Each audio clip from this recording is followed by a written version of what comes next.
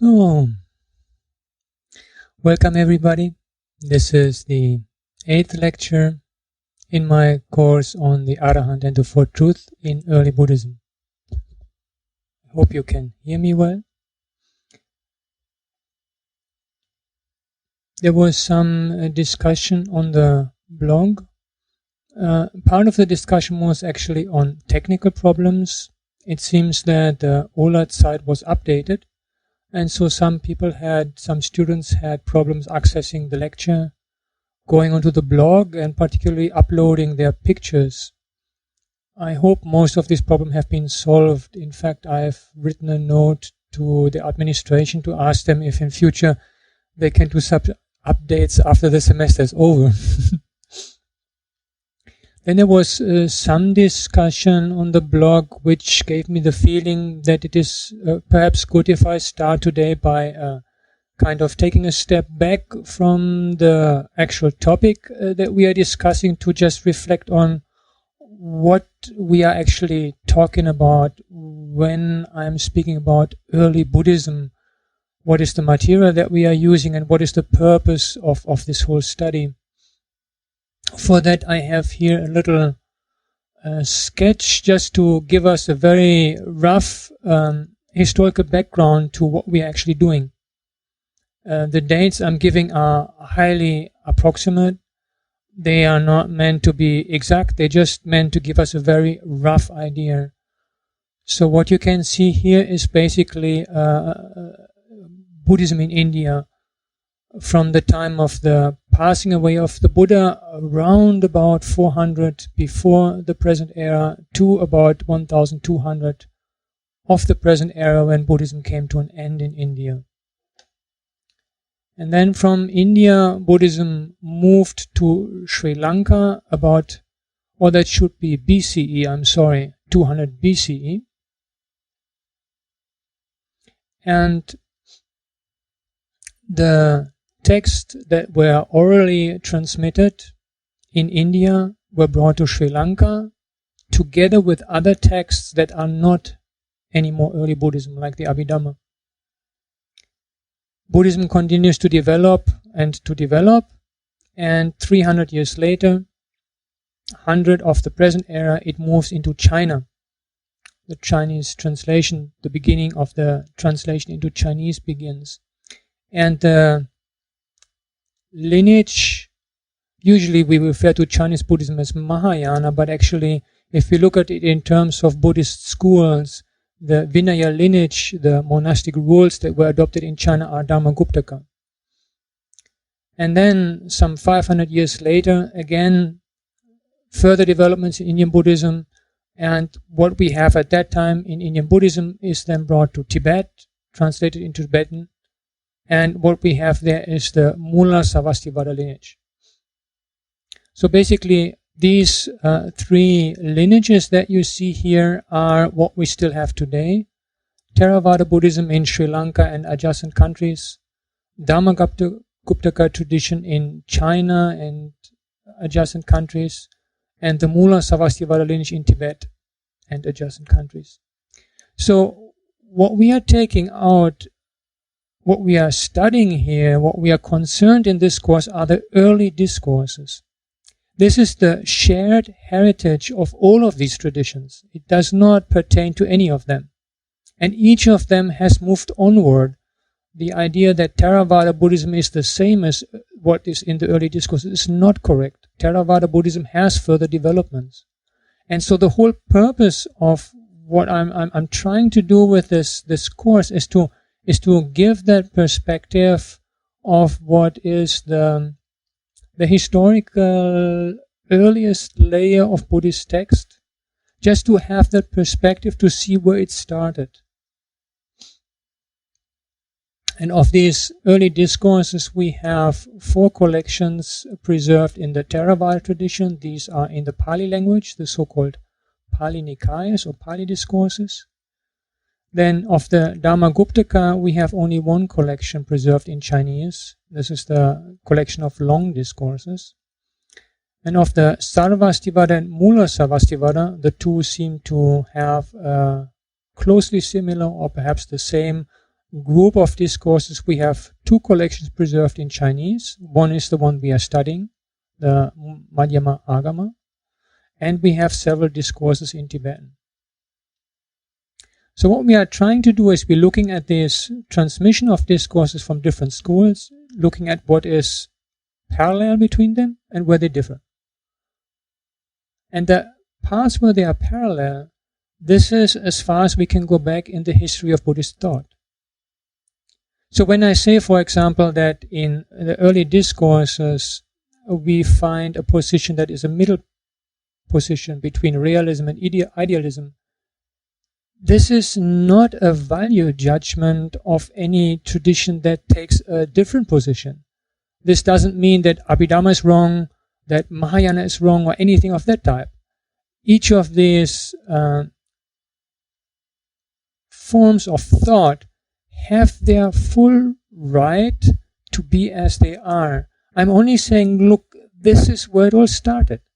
It started off from a position that did not affirm external things to exist in their own right, but also did not see external things as a product of the mind only.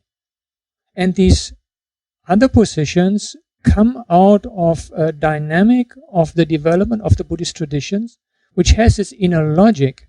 And for anybody operating within the Abhidharma system, it is very meaningful to see things as having their svabhava, their own, how to translate svabhava, their own characteristic, their own being. And for anybody operating in the Prajnaparamita system, it is very meaningful, or in the Chittamatra, to have the idea that everything is created by the mind. We are not here to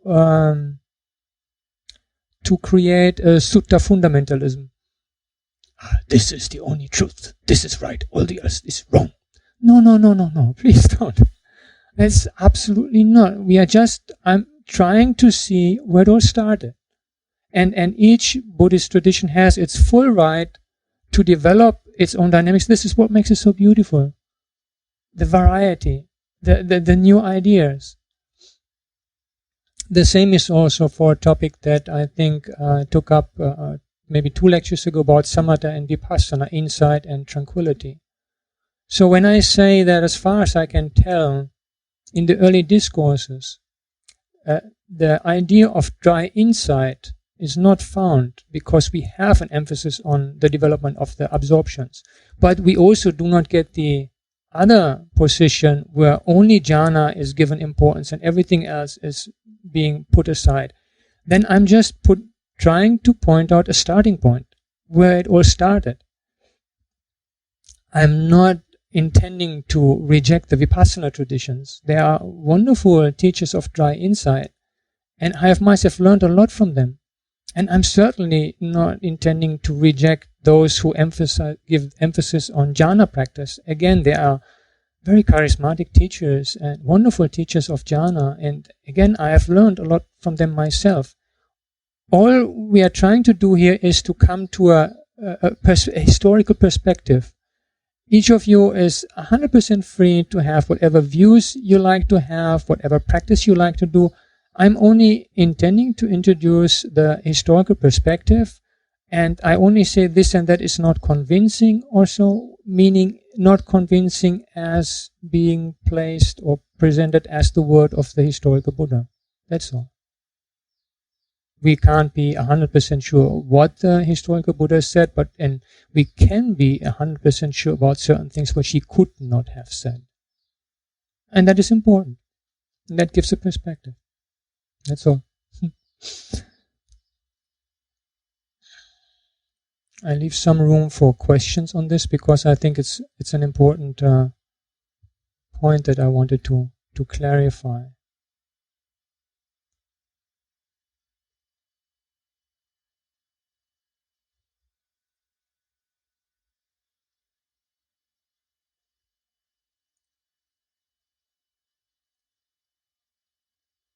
No question? Good. Yeah, then I had given you this homework. I'm just pasting it in briefly for all of us.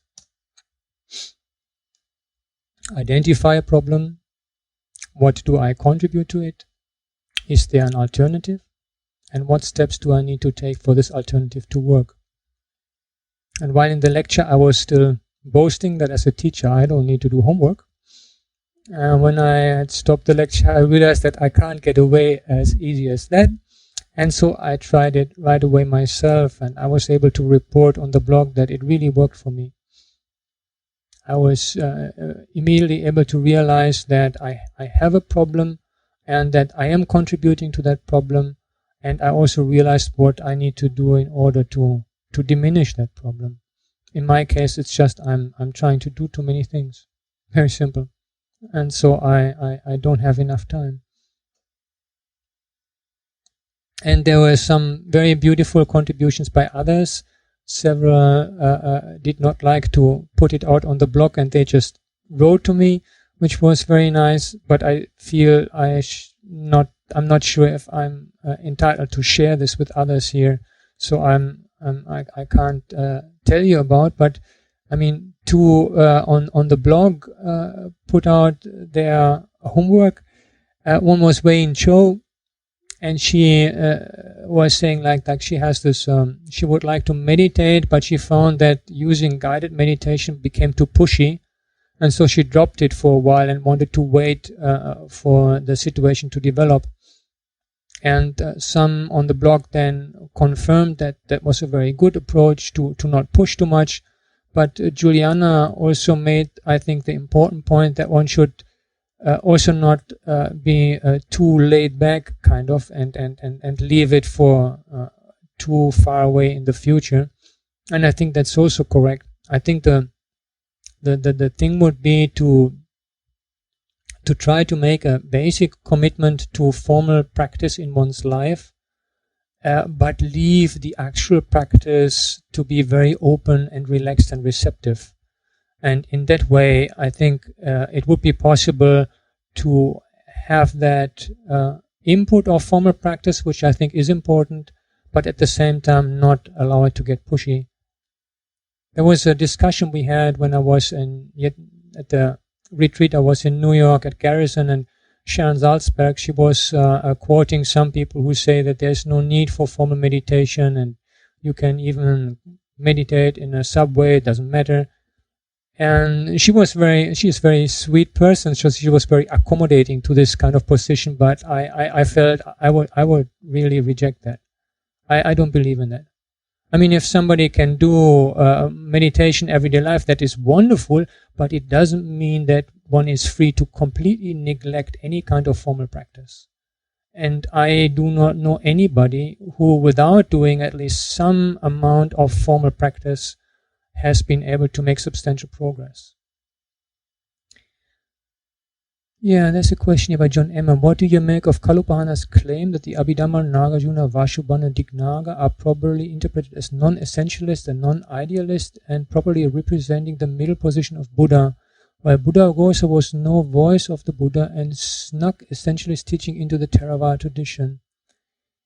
Yeah, Kalupahana's claims have not been unanimously been found approval among scholars, and I am not sure if one can really put it so nicely into these two boxes that pretty much Buddha-Ghosa got it all wrong and the others got it all right. But I do think that some of the points that we come across in the commentaries systematized by Buddha-Ghosa, not necessarily of his own writing, do have a tendency towards a slightly more essentialist or fundamentalist position than we find in early Buddhism.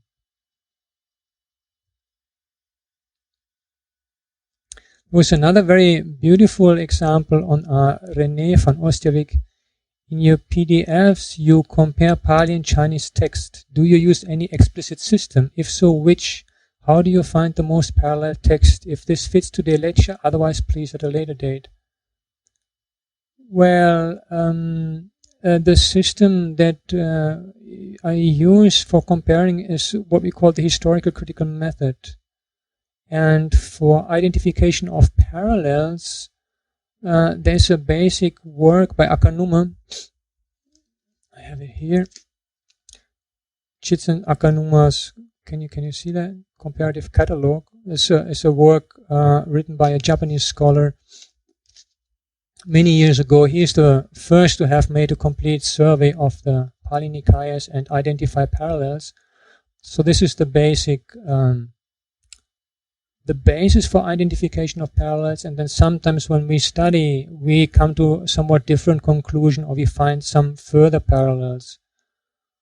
And I have written on the notion of a parallel also in one of the papers that you can download from my list of publications. It's something like Reflection on Comparative Studies, if I remember the title correctly.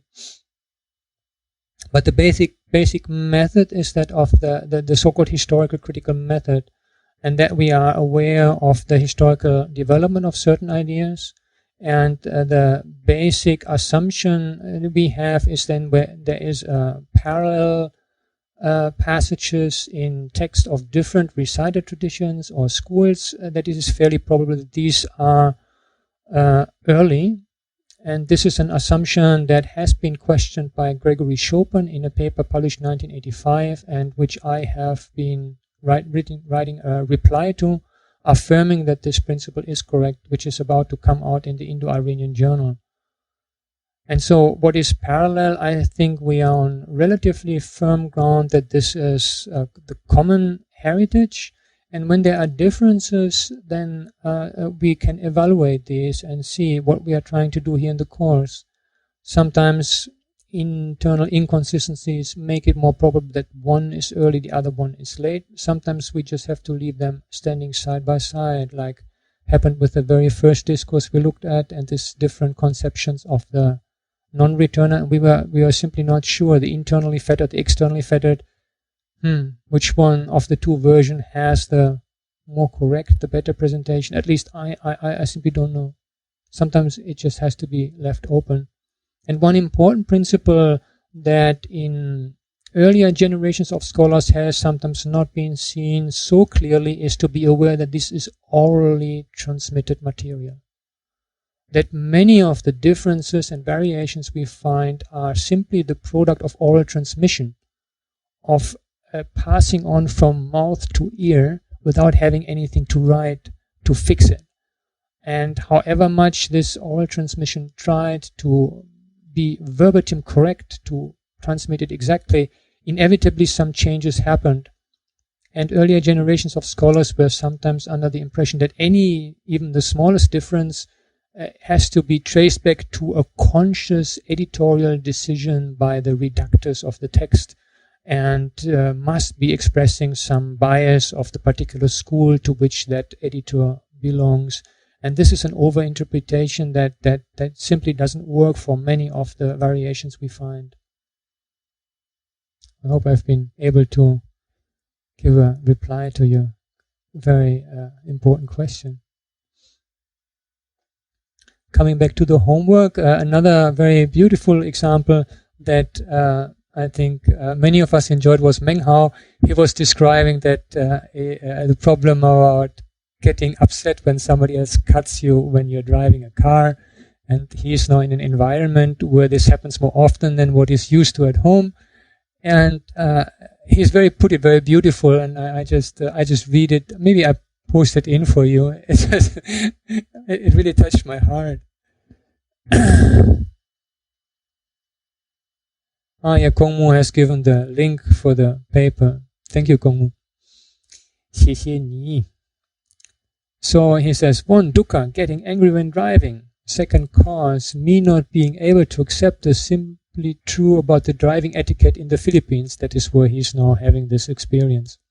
Solution, acceptance, embracing the nature of how things worked here in a different country. Nirodha, well, not quite. But I found my anger dropped by 90 to 95% when I'm driving now as compared to before. Yeah, I thought it was really, really beautiful and refreshing. It can be such simple things. And I found myself, as I told you, and many of the participants who wrote to me personally, this kind of making this 4 truth schemes something very, very practical. And really applying it in one's life, one finds like, hey, wow, it works. Yeah. not always what one would like to hear. I mean, I was not particularly happy of finding out that I was myself the cause of my own trouble. But yeah, it really makes sense. There's a comment here by Robert. Comment on the homework. I found it difficult that I could not find an isolated problem. When I reflect on one problem, a number of related ones also show up. Probably the best way for me is to follow my intuition and just tackle one problem at a time. Also, maybe it is a good idea to look for things that I can do right now to amend the situation, as in your example. Yeah, that makes a lot of sense, Robert. We were not trying to solve the whole question of all kind of dukkha in one single go. That would be asking a little bit too much. That would be homework for a few years, not for just 1 week when I'm not there. But yeah, the point would be for us to tackle one problem and try out. And it could be a very simple problem like getting angry when driving, or not feeling ready to meditate, or busybody Anālayo who is writing 10,000 things at the same time and wonders why he doesn't have time. Just a simple thing, and see how this basic structure works. And from trying it out with a simple thing, we get the impression that, hey, there's something to this. It is a meaningful thing. It's not just some strange teaching from 2,500 years ago that one has a lot of reverence for, but somehow of little practical use. But it's something that is actually eminently practical.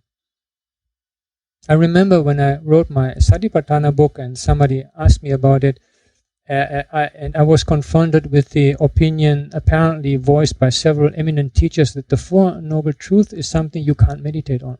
No, that's just philosophy. And I felt quite disagreement with that. And I think all those who have done the homework have been able to prove that this is not the case, that it's actually something that can be practically used. And there was a very useful comment by Mark to clarify this, what I found nagging about the homework, that I am myself responsible, no? So he says, for me the key point is to own the cause. It is not someone else who made me angry or irritated. As far as dukkha goes, it is all my own show. Nobody else is responsible for my suffering. When I am in a positive, open mental space, I will not react in a negative way to those things. The fact that I am responsible for my dukkha is good news, as the pathway to the cure is not then beyond me and somehow out of my control. I don't have to wait for others to change to soothe my irritation. I thought I was right on the spot. That's exactly the thing. And that is the challenge. The being honest with ourselves. And to see how we ourselves construct our own dukkha. It's not the others. Not that it's just this university lecture I have to give. If I just stop giving lectures, I'll be perfectly at peace and happy. I just want to be somewhere alone and meditate. Wonderful. No, that's not the problem. The problem is how I deal with things. Do I have mindfulness and clear comprehension in dealing with things? Am I able to stay balanced? Am I able to see negativity coming at me from others, not as a challenge to my ego that I have to defend, but as a challenge to my patience, to which do I have to soften, whether it's angry drivers on the roads of the Philippines or anything else. And that adjustment of perspective, that owning the cause, as Mark puts it so nicely, that makes the whole difference. And there was a comment by Robert on the order. Maybe you remember I had presented this two different orders of the Four Noble Truths. The one that is used by the medical scheme, and the one that is used in the Four Noble Truths scheme in Buddhist teachings. Andrew is making a joke again. Haven't they found a tablet for anger yet? They have, Andrew. I'm just presenting it to you. You just have to buy it. So Roberts explains to us that why the order of the diagnostic scheme might have been changed for the Four Noble Truths compared to the original order. Usually when things are presented, the most important point stands at the end. When the doctor presents his case solution to the patient, the most important point from the patient's perspective or the general public is that the disease has ceased, as in the traditional order. However, in order to deal with our dukkha, we all have to become our doctors, our own doctors. More important than knowing that there is an end of the disease is the recipe how to get from the sick to the healthy condition. Yeah, I thought that was a very nice point for explaining the different, the shift in sequence between the third and the fourth of the Four Truths. Yeah, that was what I had on the blog, and if there's any questions regarding what we have discussed so far, then now would be a good time to put them, and otherwise, or after that, we move into Madhyama-āgama number 30.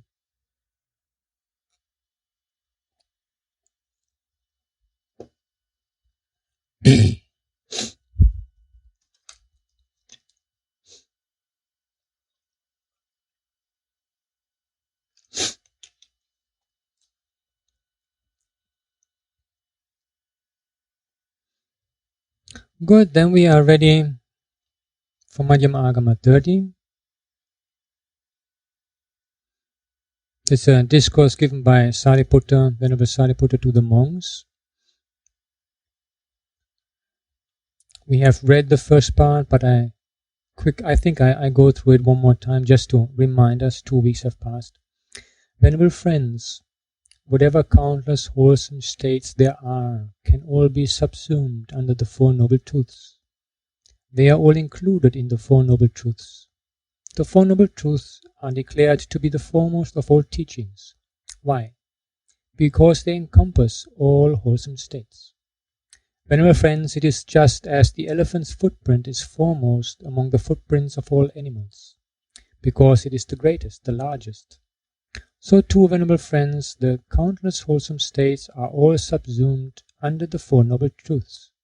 They are all included in the Four Noble Truths. The Four Noble Truths are declared to be the foremost of all teachings. What are the four?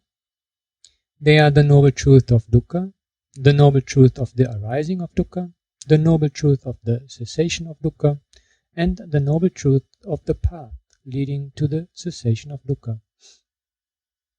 Yeah, last time I already mentioned the comments that had been made by Len's cousins and Venerable Nyanaponika on this simile.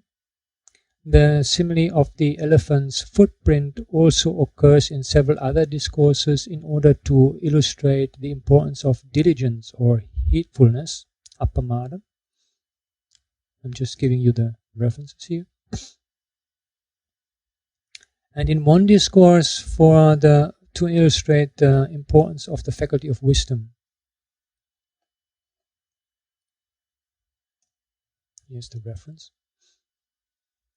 And the German Indologist Franke, he noted that the image of the elephant's footprint as a simile occurs also in the Mahabharata, where it is used to illustrate the importance of non-violence, ahimsa.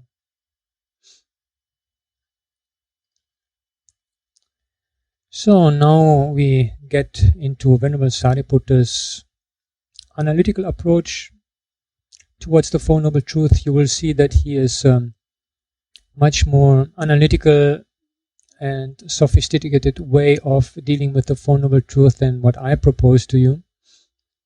He's gonna really cut down and show us a very complex analysis of the Four Noble Truths with a lot of meditative aspects, and I hope it's not going to get too confusing. Venerable Sariputta has this very brilliant analytical mind in presenting things that one really needs sometimes some time to digest the way he is going about it. So I start reading again. What, venerable friends, is the noble truth of dukkha?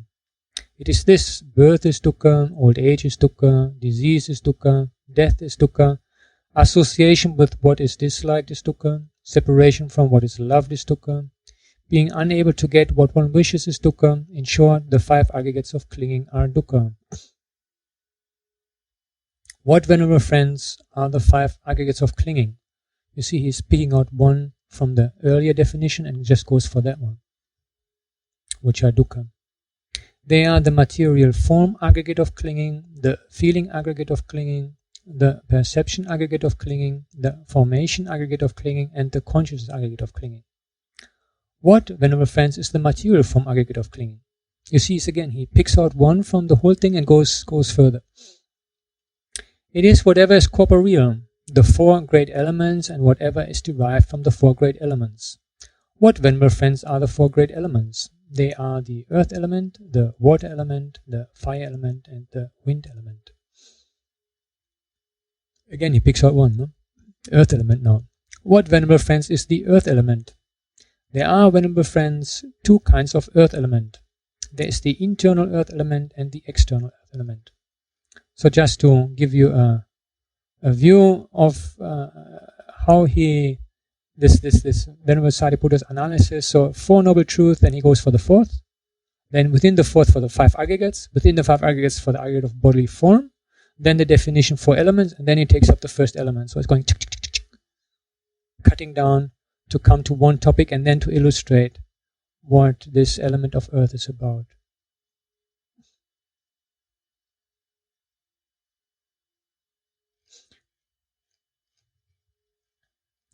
Now we are going to get a definition of what is the internal earth element. The 4 elements are representative of basic qualities of matter in ancient Indian thought. Earth stands for solidity, water for anything that is fluid, fire for temperature, and the element of wind for any type of motion. I continue reading. What, venerable friends, is the internal earth element? Whatever internally, being inside the body, is solid and solidified, whatever is internally clung to. And what is that?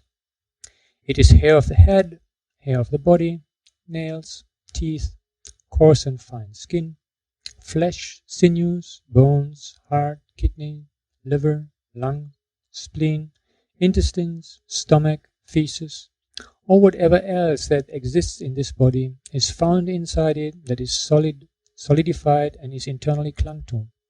Venerable friends, this is called the internal earth element. Venerable friends, as for the external earth element, great though it is, pure though it is, beyond reproach though it is, yet, venerable friends, at times there is an inundation and then the external earth element disappears. Slight comment aside, when we were translating this, we are not quite sure what is meant by pure and beyond reproach. This is found in the Chinese text, so I can't just delete it, but it's not the 3 translators of us involved in translating this Madhyama. We were not quite sure what is meant with that. Anyway, continuing with the text. Venerable friends, this external earth element, great though it is, pure though it is, beyond reproach though it is impermanent by nature, of a nature to be extinguished, of a nature to decay, changing by nature. How much more so this short-lived body that is clung to with craving. Yet the unlearned, deluded worldling thinks, this is me, this is mine, I belong to this. On the other hand, a learned noble disciple does not think, this is me, this is mine, I belong to this. How could he have such a thought? If people curse him, beat him, and become angry with him, he thinks, this pain that I'm experiencing is born of causes and condition. It is not without causes and conditions. What are the conditions? It is dependent on context to be experienced as painful. He contemplates this contact as impermanent, and he contemplates feeling, perception, formations, and consciousness as impermanent. Through contemplation of the elements, his mind remains still, one-pointed, concentrated, and imperturbable. So before I go into the dynamics, I have a look. There's a comment by John Emmer. Perhaps the picking of one aspect of each topic and drilling down is intended to suggest a kind of nesting in the way smaller and smaller footprints can fit inside each other, within the boundaries of the elephant footprint. Oh, very nice. Otherwise, it strikes me as unbalanced when compared with the systematic presentation of all aspects of each topic. Oh, that's a very nice idea, John. Going for smaller and smaller footprints nested within the big footprint of the elephant's footprint. Yeah. Yeah, I would not have seen it as unbalanced. I think it's just this analytical approach of, like you say, like drilling down to pick out one thing and then illustrate what can be done with even that one little aspect. Very beautiful. Thank you.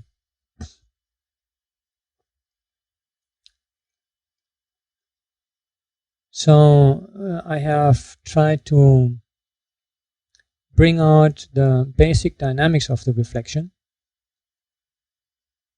See, the thing is that the outside world, it seems so solid to us, all these big mountains and things.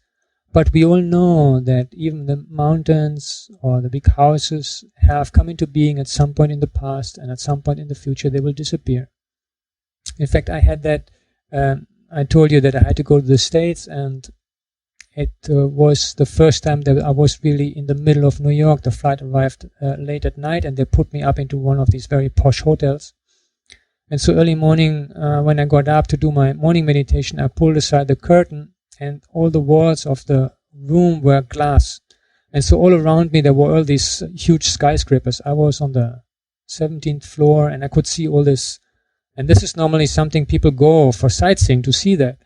And it was very funny. It's the first time that I've seen this, but I immediately had this four-element reflection. I thought, well, it's just Earth, no?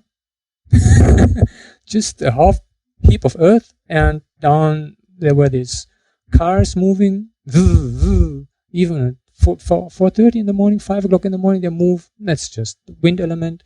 And they had their lamps on. That's just fire element. And then there was the river on the other side. That's the water element. Just 4 elements. 200, 300 years ago, there was just nothing there. And in a few centuries, it might all be gone again. It's very, very interesting to have that kind of reflection, because at first it looks so solid. These huge houses, and one besides the other, and then so many stores, and New York.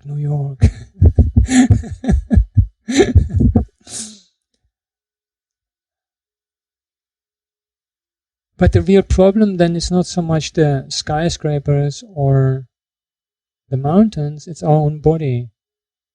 We know it changes. We look in the mirror and see it changes, but still it's such a stable reference point for all of our experiences. Since our birth, this is where it all happens. And this is anybody calling my name, here, me. And this kind of stability, that is by being a reference point to all of our experience, easily makes us miss the fact that all that there is just a process. It's all changing. And it is precisely this awareness of continuous change which makes this mine, gets weakened. Like if you want to grab onto a stone, and the moment you grab onto it, it turns out to be just a lump of sand, and you touch it and it just, and you just have a few little bit of sand left, but all of the other sand has fallen to the ground. It's the same kind of, it just dissolves. You can't really fully latch onto it. And realizing that this I, and even just only if it is the body, so much better if we can realize it for the mind, but only realizing this body is just a flow, it becomes easier to flow along with it in a way. Flowing along with things, and not trying to freeze things into something that it becomes so solid that we can really grasp it, cling to it. And this is obviously a basic insight, and here the approach is taken from the external earth being impermanent. According to ancient Indian cosmology, the earth disappears at some point. But it can also be done by simply observing one's own body, the continuous change that the body is in. And then the logical impact that this insight has in any unpleasant situation is that one realizes that that situation is also impermanent. It sounds very simple, but in the actual situation it makes a huge difference. And it is that precisely which allows the mind to remain balanced, calm, concentrated, imperturbable. It's very powerful. So it doesn't mean that we become like a vegetable that doesn't do anything anymore about the situation, and everything that happens has to be endured passively. When something can reasonably be done, then certainly we will do something about it. But there are sometimes entire situations, or at least aspects of a situation, where one is helpless. And instead of reacting with hatred or aversion, through awareness of impermanence, it becomes possible to remain patient and calm. So here in the situation that we get described, somebody curses him and beats him. If he can stop people from cursing him and beating him, then that's so much the better for them and him. But sometimes that's not possible. And this is what cannot be avoided, we have to deal with it. And it is meant for this kind of situation that this awareness of impermanence is so powerful. Uktidio, and yet not a single cell of that body that was born remains. So I'm nothing. Isn't that something?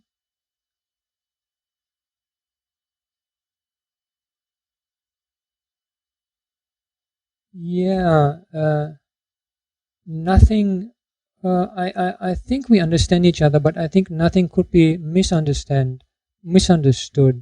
It's not that there is nothing there. This is no, it's not a bad joke, Hugdidio. It's interesting. It's a good thing for you to bring that up so that I can elaborate on that point. So not self doesn't mean that there's nothing.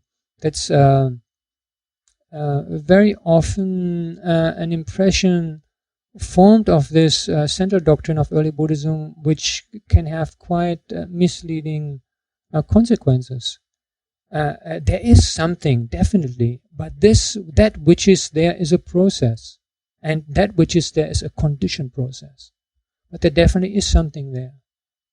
I have heard even eminent Buddhist teachers making discourses of the type, like, applied to my situation here now, it's like, hey, you think this lecture, you didn't like it? That's your problem.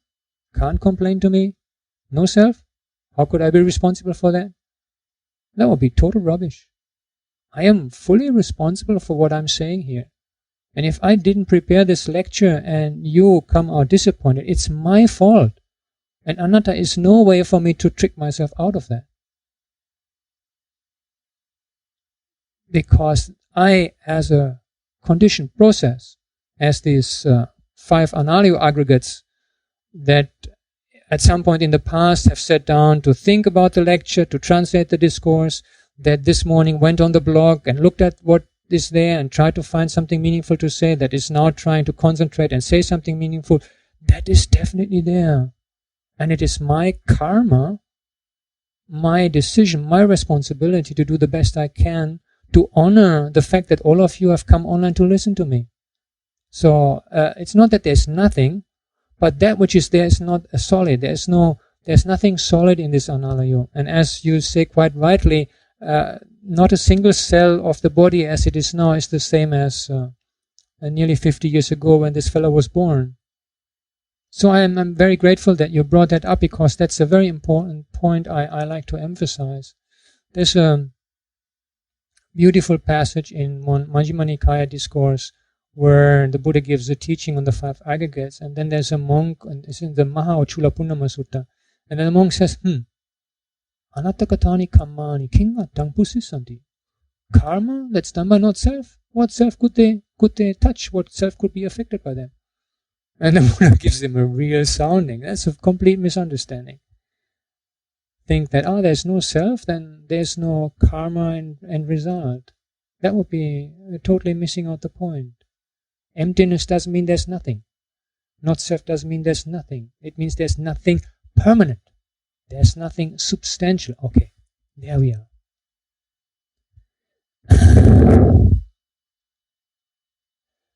Rodolfo Rivas Molina, in the previous lecture you mentioned that there is a causality connection with what you did before, so you are responsible. Definitely, yeah, that's what I'm saying. We are 100% responsible for our intentional decisions, and not self doesn't deny that. It only denies that there is something eternal and permanent. Stuart Corner, nerve cells can last a lifetime. Do they? I didn't know. Lisa Fankart, I like the analogy of the river. We are like a river. Yeah. I love that river image. It's very powerful. Even there is nothing substantial in that river. If you throw poison at some point, the whole river, the fish will die. Le Chan, can you explain more for me about this? The simile of the elephant footprints relates to the inherent meaning of the text. The simile explains that as the elephant's foot combines all pedal qualities, so all skilled states of mind are included in the four Aryan truths. Yeah, there were two interpretations that I had mentioned last time. One was by Lance Cousins, where he thinks that the reference is predominantly to meditative states, and by Venerable Nyanaponika, where he says that it includes anything that is wholesome, not only related to meditation. But the image is simply that the elephant's footprint is much larger than the footprint of any other animal. So anything else you can fit into that scheme. That is the basic idea. And this is presumably why the Buddha would have chosen this fourfold scheme to express his own realization when he was giving what, according to tradition, is the first discourse, the Dhammacakkappavattana Sutta. It's that it has so much into it. It has that clear distinction between wholesome and unwholesome, which runs like a red thread through early Buddhist teaching. It has that principle of causality. Why is it that I am in craving leading to dukkha? Why is it that there's a path leading to liberation? And it always has this like it has this negative positive side. There's the condition of dukkha, but there's also the path to liberation. So in a way it can be really, and this is how tradition has understood it, as a summary of the entire teaching, the Four Truths. And it can be used very simple, as some of our colleagues, student colleagues have shown in their homework, as I have been able to see myself in my homework. It can be very simply applied to a single problem, but it encompasses the entire teaching in a way. I hope I have been able to answer your question, as I'm not 100% sure I understood it. Robert, a scientific perspective on the body. I read once that the human body is a community of 1 trillion single cells, of which many die permanently and are replaced, or not, e.g. skin flakes. Also, the body is composed of countless atoms, a lot of which are replaced every 7 years. Yeah, there's a continuous change in the body, that's true.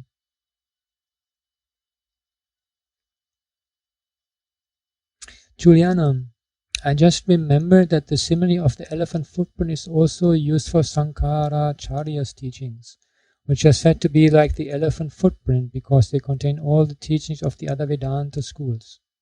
Sankaracharya is of course much later than the Buddha, but this imagery may have been current in Indian thought. Yeah. Thank you for sharing.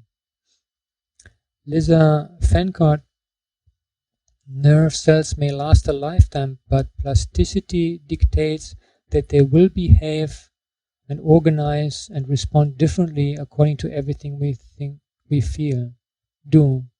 The Buddha knew this. Yeah, I don't thank you for explaining that, Lisa, because I don't know exactly about nerve cells. The only thing I know about is that skin cells, because that is part of my daily practice of reviewing the constitution of the body, that I call to mind that what I see from the outside bodies of others and body myself is just dead matter that keeps flaking off. That's kind of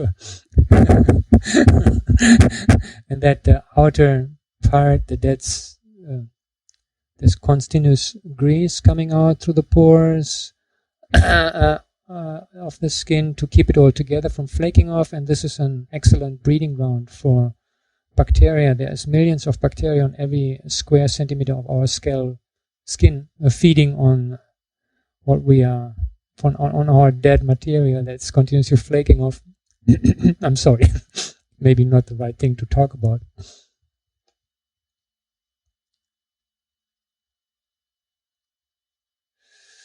I learned yesterday that mind and life scientists discovered that meditation affects the behavior of nerve cells. I think it was NMDA receptors. I just learned this from an urology medical student.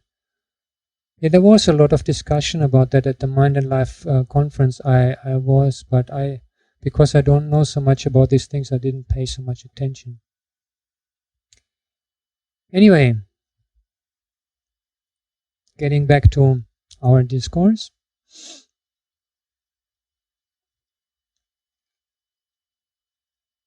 Yeah, that even being aware of the impermanent nature of the body can be such a powerful tool in everyday situations.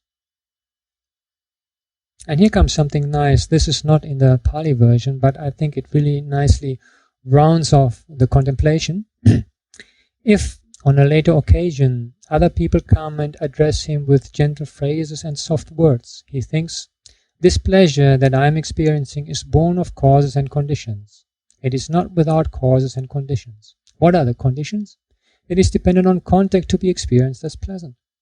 He contemplates this contact as impermanent, and he contemplates feeling, perception, formations, and consciousness as impermanent. Through contemplation of the elements, his mind remains still, one-pointed, concentrated, and imperturbable. This is very nice because it gives us the other side also, that awareness of impermanence not only required when we get abused and threatened, but also when we get praises. Oh, you're so wonderful, you gave such a nice lecture, I loved it. Oh, dangerous, danger. Ego, big Anālayo. No. Very careful. Just passing away. Just changing.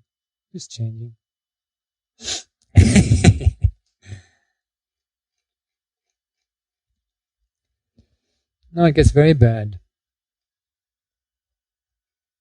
If on a later occasion some people, young, middle-aged or old, come and subject him to various objectionable acts, perhaps punching him, stoning him, or harming him with blade or cudgel, then he thinks, this body that I cling to is of a coarse material substance, derived from the four great elements, born of father and mother, maintained by food and drink, always requiring to be clothed, needing to sit or lie down, to be massaged and bathed, and to endure the worst. This body is subject to breaking up, extinction, and dissolution. It is because of this body that I am susceptible to being punched, stoned, and harmed with blade or cudgel. Thinking thus, the noble disciple exerts himself or herself energetically, without idleness, with upright body and right mindfulness, without forgetfulness and without delusion, his mind becoming one-pointed and concentrated, or her mind. He thinks, I will not be neglectful. I will exert myself energetically, without idleness, with upright body and right mindfulness, without forgetfulness and without delusion, my mind having become one-pointed and concentrated. This body to which I cling, let it be punched, stoned, and harmed by blade or cudgel. Yet I shall energetically train in the teaching of the Blessed Ones. Venerable friends, the Blessed One has given this teaching. Suppose that bandits have come and are cutting your body limb from limb with a sharp saw. If, while those bandits are cutting your body limb from limb with a sharp saw, you were to have some change in your mind state, or even utter evil words, then you would be failing and regressing in your practice. You should think thus: if a bandit comes and cuts my body limb from limb with a sharp saw, there will be not because of that be any change in my mind state, and I will not utter even words. I will arouse compassion towards the person who is cutting my body limb from limb. Yeah, this is a rather stark example, and I think it needs a little unpacking. It certainly does not mean that this should just be allowed to happen if we can in some way prevent it. The idea is only to give a extremely stark example of a very unjust treatment done to us where we are helpless. If we can stop those bandits from cutting our bodies, so much the better.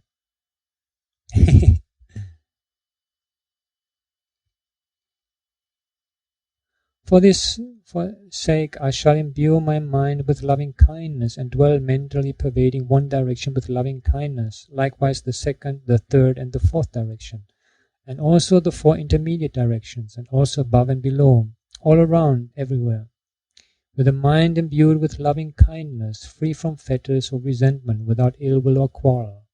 I shall dwell pervading the entire world with a mind that is boundless, exalted, immeasurable, and well cultivated. How beautiful, no? From such an extreme situation, now we move over to the practice of metta.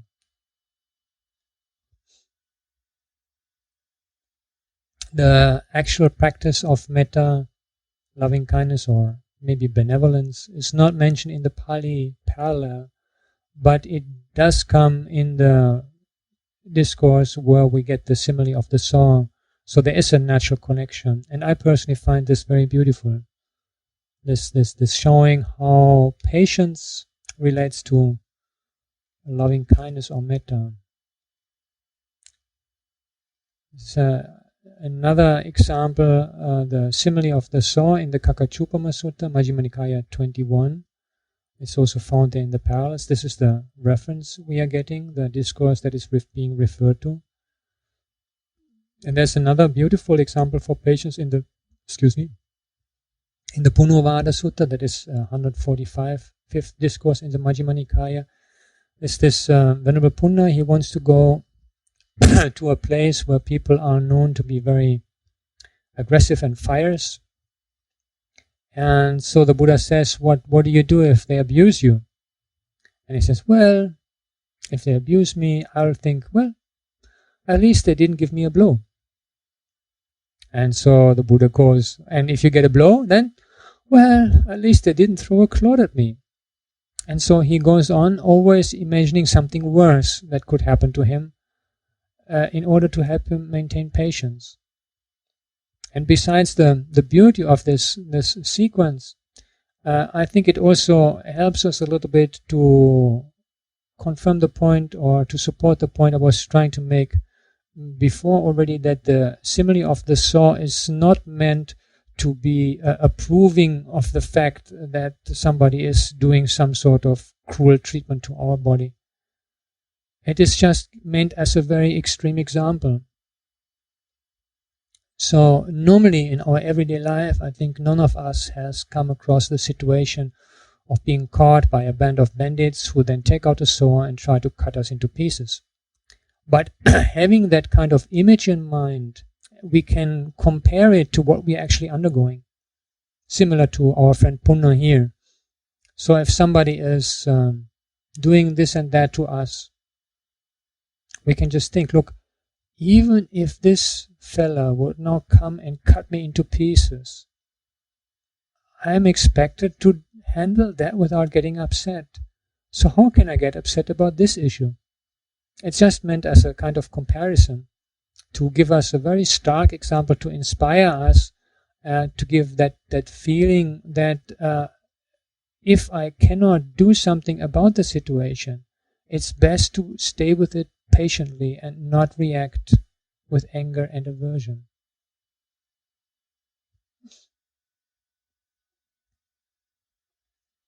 It's a question by René. Is to be massaged acceptable for a monk? I know that some of my friends from the strict forest tradition, they use this foot reflex zone massage for healing. So it is practice among some of the forest monks who are usually very strict with their keeping of their rules, especially for an elder monk to give them a massage on the sole of the foot and to use certain zones to stimulate the organs. This is the practice that I am aware of. Mark, these examples are even worse than drivers in the Philippines. Oh, yes, indeed. I'd rather drive in the Philippines than be in the hand of some of these bandits in ancient India. And it seems the example is not entirely a product of imagination. At least we get the story of Xuanzang, who was apparently caught by bandits who wanted to sacrifice him. They wanted to kill him while he was on pilgrimage in India. But then some kind of miracle happened, and then they got scared and let him go. So it seems there has been something of that kind in India, where there are also other stories we get about, like there's a Samanera who is on the way somewhere and he's being caught and they want to sacrifice him. So this idea of being caught by a bunch of bandits who are going to kill you or cut you into pieces, as far as we are able to tell from the text, apparently is something that indeed happened in ancient India. Juliana Martini says, in the Chinese tradition they teach self-massage to monastics. Yeah, thank you. Stuart, Ajahn Sucitto has a great story of when he was on pilgrimage in India and he and his companion were set upon by bandits. His companion ran away, got chased, fell down a precipice and got hurt. Ajahn Sucitto offered his head to one of the bandits with the machete, and the bandit was so confused he stopped what he was doing and Ajahn got away without injury. Oh, how sweet!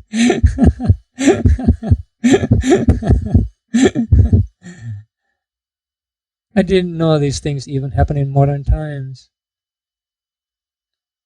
Yeah, I can't pull out such dramatic kind of stories, but I remember that sometimes, especially in earlier years when in Germany, the seeing of somebody in this kind of somewhat unusual dress that I am wearing as a monk was causing some reactions in people, particularly at the times when everything of this type was associated with Hare Krishna sects and danger and stuff.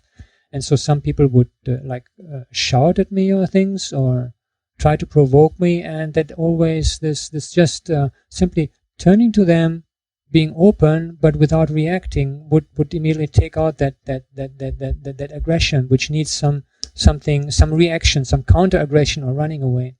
But these are obviously not as beautiful and dramatic as the story of Ajahn Sucitto there. Thank you for sharing that, Stuart. And Menghao agrees that it's easier to drive in the Philippines than being caught by bandits in India. I think we all agree on that.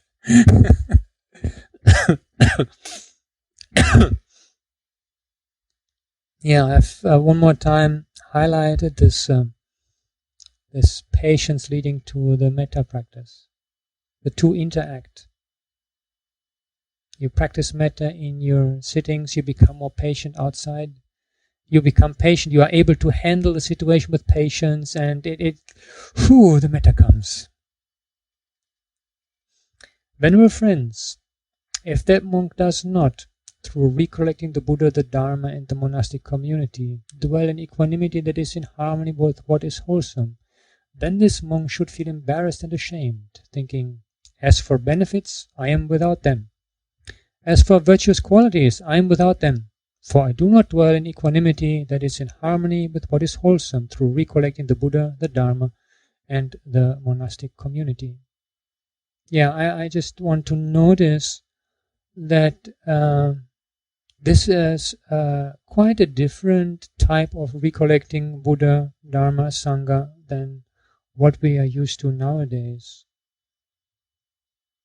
It's really recollecting what they stand for, what the Buddha stands for, what his teaching stands for, what it means to be a member of his community, be it monastic or for most of you lay community, without wanting to in any way discourage or be negative about the standard forms of recollections.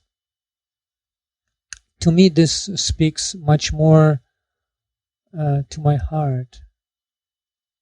The standard forms are very powerful also, but I've seen this sometimes become simply the recitation of a particular formula, iti piso bhagava arahang samma sambuddho, etc., etc. And one does it a number of times. There's even a very eminent monk in Sri Lanka who teaches that one should do it 100,000 times to progress spiritually, which, yeah, perhaps for some it works, but for some, at least those I know, it becomes really just like counting how many times one has done it. And I just wanted you to notice that here we have, excuse me, quite a different approach to the idea of recollection. Recollection of Buddha, Dhamma, Sangha by something where they stand for, and something done without a particular form of recitation, but by behaving in accordance with the principles that these three stand for in a difficult situation.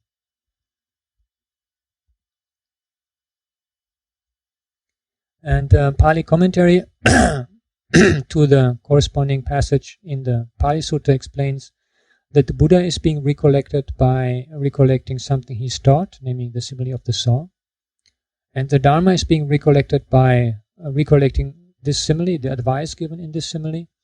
And the Sangha is being recollected by recollecting the virtues of those monks who can endure even such cases of abuse without giving rise to a mind of hate.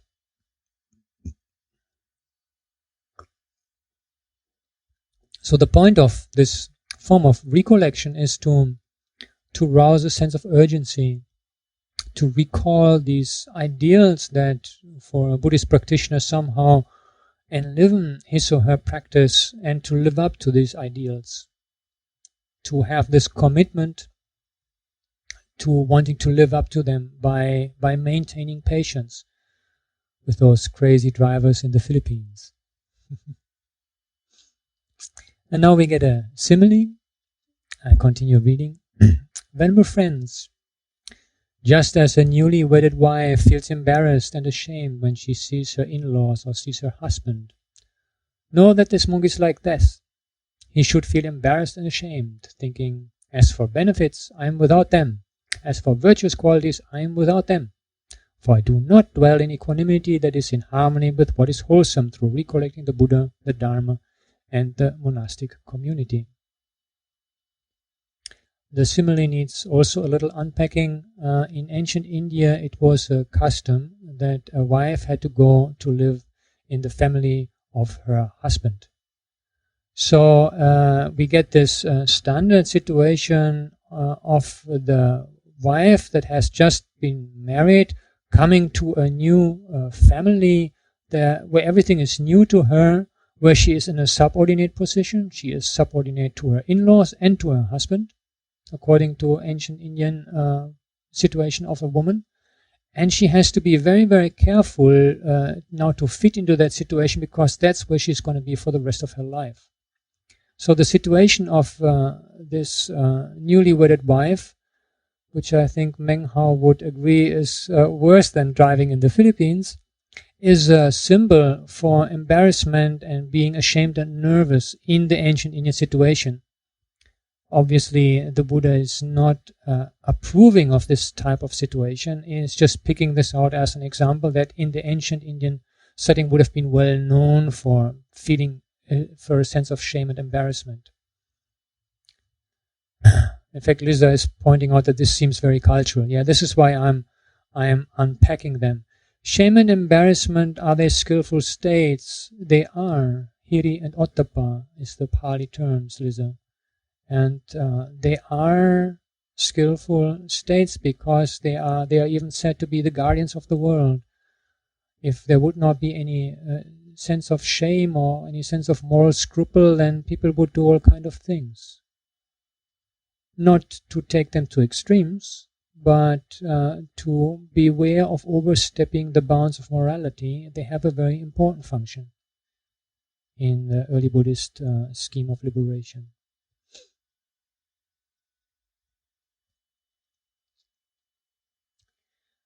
If, however, as a result of feeling embarrassed and ashamed, he is then able to dwell in equanimity, that is in harmony with what is wholesome, thinking, this is excellent and peaceful, namely the casting aside of becoming, the abandoning of craving, dispassion, and complete cessation without remainder.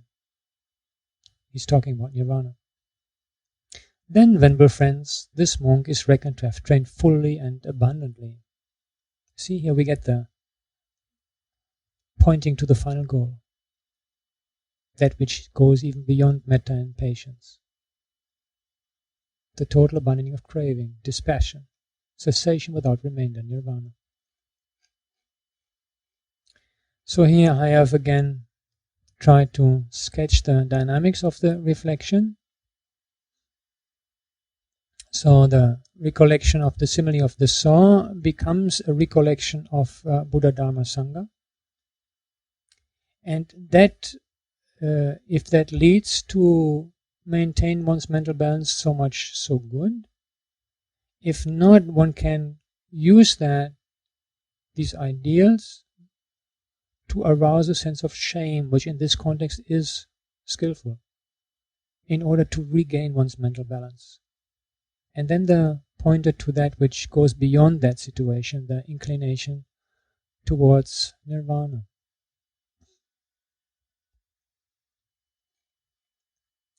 Yeah, the same continues to be applied to the other elements, but before that I leave a moment for you to ask any question if this basic dynamics is clear.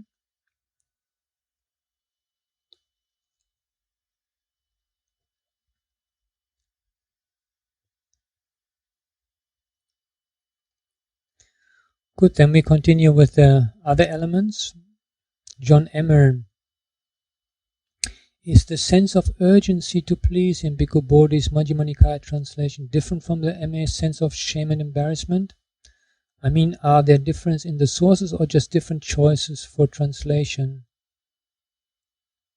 Yeah, I would have to look up now the precise Pali phrase and the translation, but since you put the to please in square brackets, and I also do not remember to have seen something like this in the Pali version, I suppose it's just sense of urgency which is in the actual text, and in this case there would be no basic difference between the two.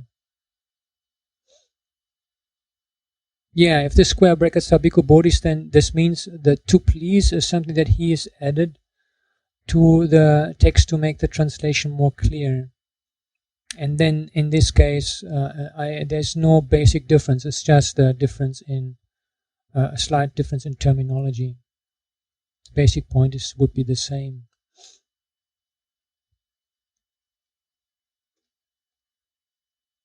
No, you're most welcome, John. What, venerable friends, is the internal water element? Whatever internally inside the body is watery, moistening, and is internally clung to, that is to say, brain, brainstem, tears, sweat, snot, phlegm, pus, blood, fat, marrow, spittle, bile, urine, or whatever else exists internally excuse me, inside the body that is watery, moistening, and is internally clung to. This, venerable friends, is called the internal water element. Yeah, the reference to brain and brainstem strikes some of us maybe as unexpected, and I think the Madhyama-āgama puts brain and brainstem under earth element. It seems for some reason in these listings, in fact in the Pali version, we do not get brain and brainstem in this listing. So it seems brain and brainstem were added and then sometimes added in different places, either under earth or under water element. Venerable friends, as for the external water element, great though it is, pure though it is, beyond reproach though it is, yet, venerable friends, at times there's a conflagration and then the external water element disappears. And then after this we get this whole meditative dynamics that we have been through with the earth element. And Juliana has just checked and the Pali has Samvega. So,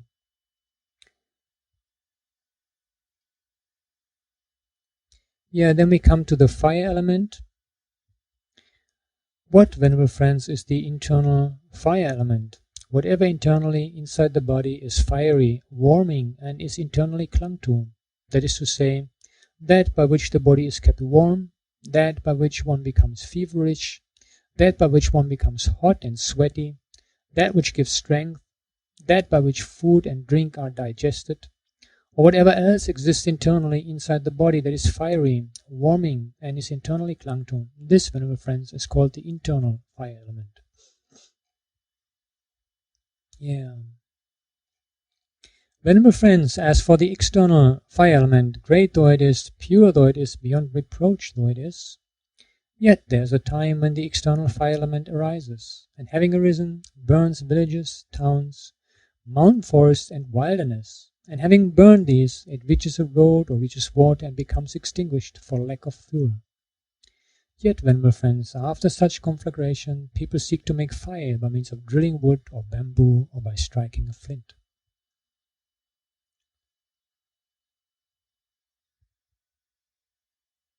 And we get again the whole meditative dynamics. Marx says the brain has the consistency of tofu, so it could be put either in water or earth. I don't know what kind of tofu you get in Sri Lanka. The tofu we get in Taiwan is not like brain. Fortunately. Sorry for making silly jokes, yeah.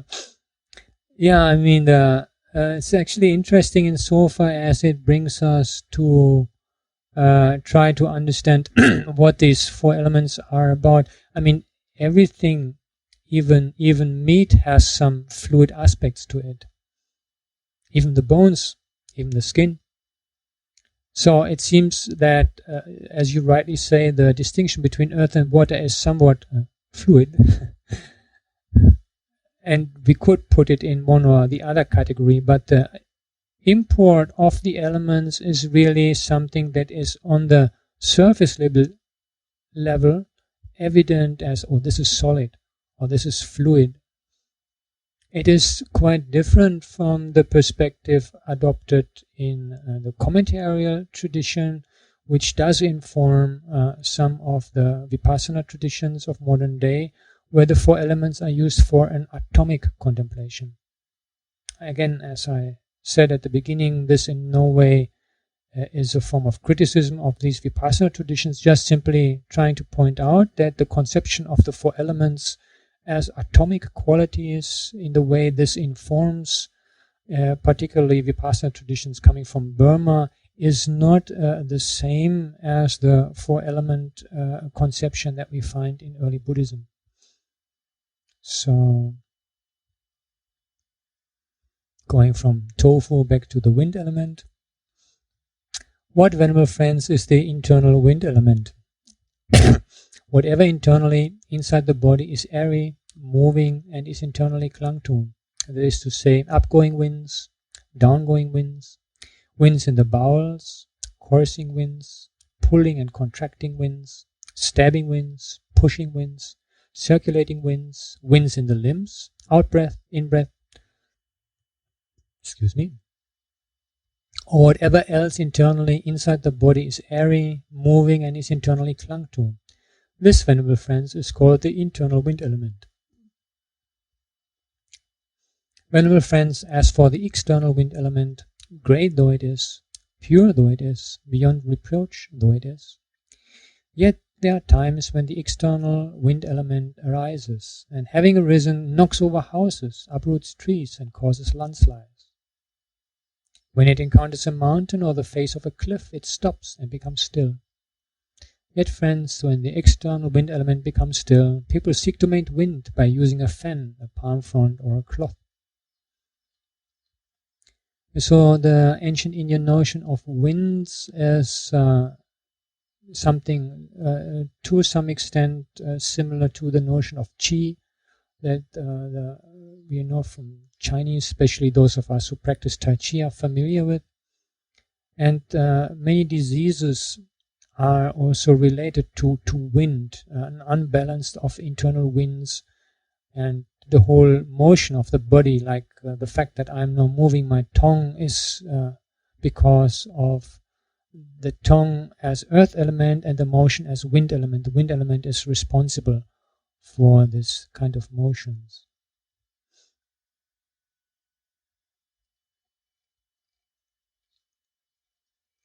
And now we get the element of space. When we're friends, just as when a space is enclosed by timber, clay and reeds, it comes to be termed a house. So too, venerable friends, it is with this body. Know that when a space is enclosed by sinews, bones, skin, flesh and blood, it comes to be termed a body. Venerable friends, if internally the eye-sense space is not intact, and if external forms are not illuminated by light, so that no awareness occurs, then eye consciousness does not come to arise. It's now going for sense experience. Venerable friends, if, however, internally the eye-sense space is intact, and if external forms are illuminated by light, so that awareness occurs, then eye consciousness comes to arise. Venerable friends, the internal eye-sense space and form, that is, the external forms cognized by eye consciousness, belong to the material form aggregate. You see how it's working up back?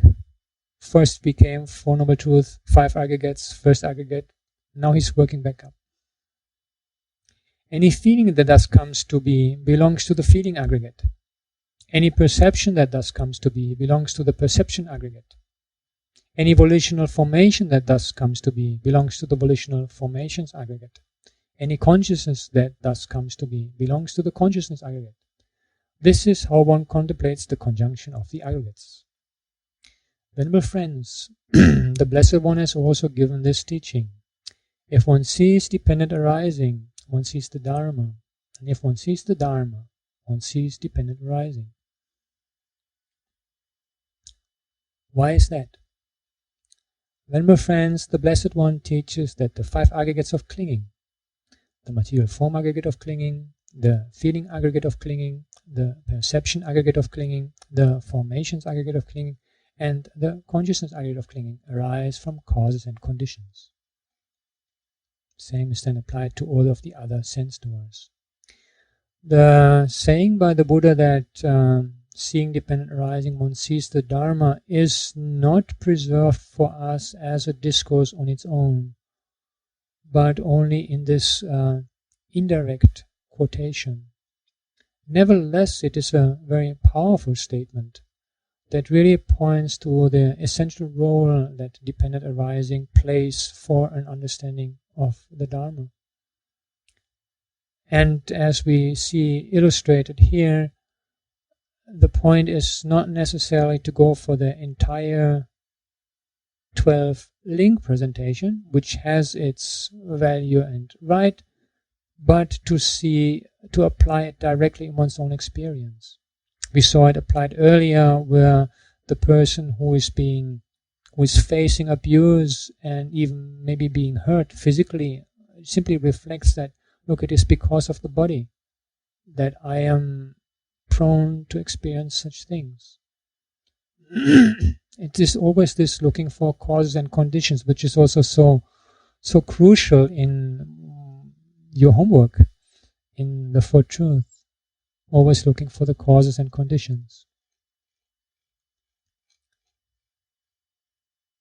Yeah, so I'm just here listing how he's been moving back again from dealing with each of the 4 elements individually, come back to what is the aggregate of bodily form, and then take up the 6 senses, come to the 5 aggregates, and then this final pointer to dependent arising. Yeah, I think we have a little time. No. Yeah, this is a rather complex discourse, and it may be, as there's only a few minutes left, I just leave time for questions instead of rushing on to the next discourse, because I believe, in fact, originally I was planning to discuss this discourse as the last before going away for 1 week to give you time to digest it.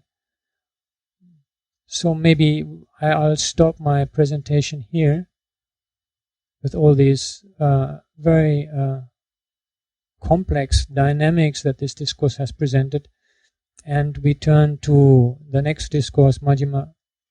Oh no, there's still something there. I'm sorry. Yeah, there's still something there. Yeah, that fits in well. But anyway, we'll leave Madhyama-āgama 31, which is again on the Four Noble Truth. We'll leave that for next time. So before I continue, let me see, there's some comments here.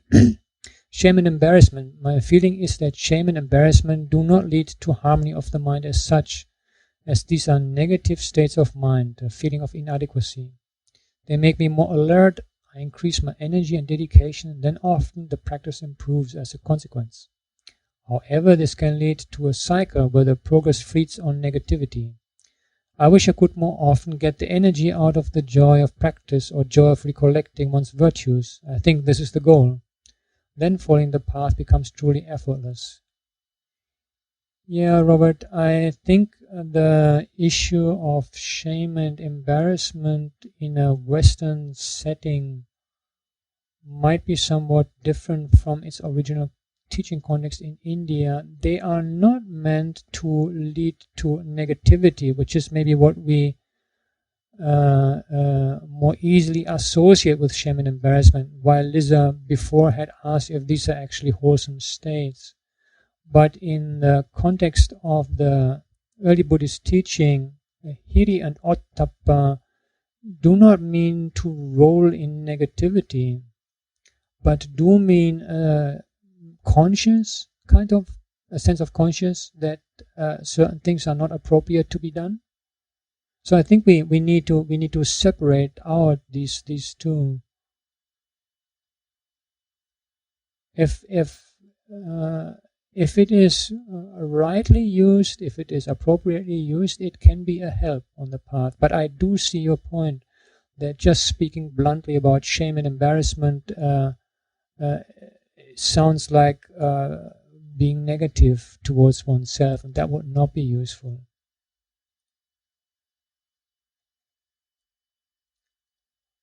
Mark, did I understand right that this statement, if one sees dependent arising, one sees the Dhamma, is attributed to Sariputta, but not directly to the Buddha? Well, Sariputta quotes it as a saying by the Buddha, but at least in the Pali canon, I'm not aware of a passage where the Buddha is directly shown to have said this. Liza, agree with Robert and think maybe that the English translation of Hiri and Ottappa are loaded with negative meaning, whereas in the teaching they are meant as guards. Exactly. Thank you, Liza. That was exactly the point. René, in the beginning of the discourse I saw that not all truths were called noble. Does that differ in different traditions? Could you imagine a different translation such as of the noble one? Yeah, René, this is precisely the topic that I'm going to take up in relation to the next discourse. In some tradition they are not called noble. But in fact that was just what I was thinking about, that getting into the next discourse now squeezes too much into the last minutes. So we leave that for next time. Okay, I read the last part of the discourse. One who contemplates this becomes disenchanted with past, future, and present manifestations of the five aggregates of clinging. Being disenchanted, he becomes dispassionate. Through dispassion, he becomes liberated. Being liberated, he knows he is liberated. He knows as it really is. Birth is ended. The holy life has been established. What was to be done has been done. There will not be another existence. In the Pali version, we get a slightly different ending. It comes back to the Four Noble Truth topic. These five aggregates of clinging are dependently arisen. The desire, indulgence, inclination, and holding, based on these five aggregates of clinging, is the origin of suffering. The removal of desire and lust, The abandonment of desire and lust for these 5 aggregates of clinging is the cessation of suffering. So I think the main point of this discourse is to show a rather complex but very practical application of the Four Noble Truths. And here I have the all-over dynamics of the reflection. So we started off with the impermanent nature of the earth element. Apply this to the body. Then see that any unpleasant or even pleasant experience is impermanent. The mind remains imperturbable with this. And we become able to patiently bear with what others may do. And out of this patience arises metta. And this form of practice is a way of recollection. By recollecting the simile of the saw, it becomes a recollection of Buddha, Dharma and Sangha. Then there's a sense of shame. If one is unable to maintain mental balance, and if one is able to maintain mental balance, one is inclining towards nirvana. That's the right word on which to close this lecture, I think. Thank you very much for your attention, for your interesting questions and comments. I look forward to learning from the discussion on the blog and to seeing you again next week.